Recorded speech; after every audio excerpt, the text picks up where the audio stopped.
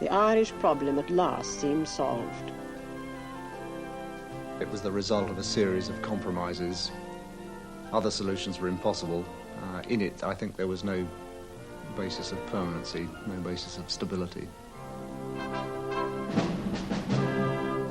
However, the immediate cost of the settlement was to be paid in Ireland.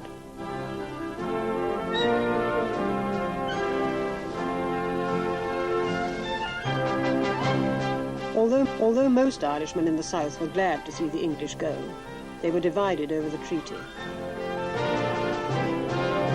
Some thought they could expect no more. Others argued that it was a betrayal, that 100 years of Republican struggle should have ended with a divided Ireland and Irishmen giving loyalty to an English king. The treaty split the nationalist movement. It split Dail, not exactly in halves, but certainly split it fairly disastrously, and led, of course, at a military and political level, and led to civil war.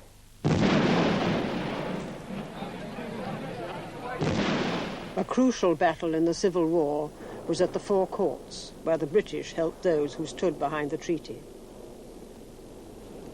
It was a bitter and a bloody time. Families were divided.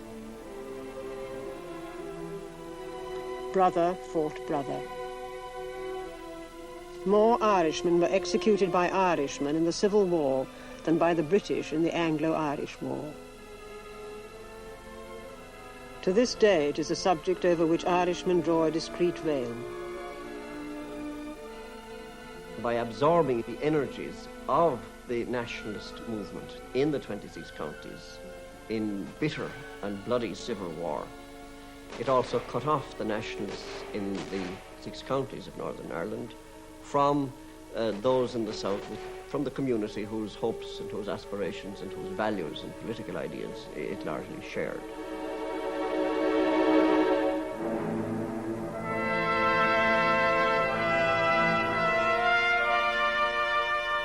The Civil War in the south had distracted attention away from events in the north.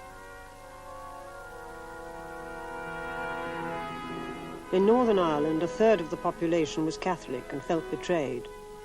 The other 2/3 rejoiced that they were still part of the United Kingdom. The Unionist cause as a whole had foundered, but somehow the Ulster Unionists had floated free on the raft of partition. They had got their own 6 counties, they got their own parliament and their own government. But the problems which were to plague the Northern Ireland government from 1920 onwards, the problem of dealing with a dissident minority which could amount to almost a third, which amounted to almost a third of the total population. The democratic basis of any such state is consensus, and clearly consent was not forthcoming from that minority. That minority was in open rebellion. Across the province, there had been serious fighting between the 2 communities. In the tiny city of Londonderry alone, 1,500 troops had been needed to keep them apart. A lasting peace would be difficult to sustain. The problems of maintaining law and order in such a situation, the economic problems, the problem of the triangular relationship with Britain and with Dublin, these problems were considerable ones and were to put great strains on the new state. In Belfast, there had been bitter clashes between Catholic and Protestant. Between July 1920 and July 1922, hundreds of families, nearly all Catholic, had abandoned their homes.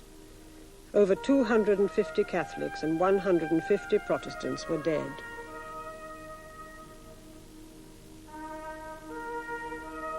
Clashes had occurred in the same streets as they had in the 19th century, and would again in the 1960s and 70s.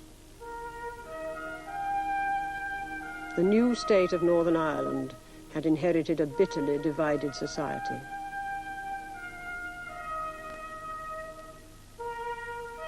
Those born in these troubles would live to see others.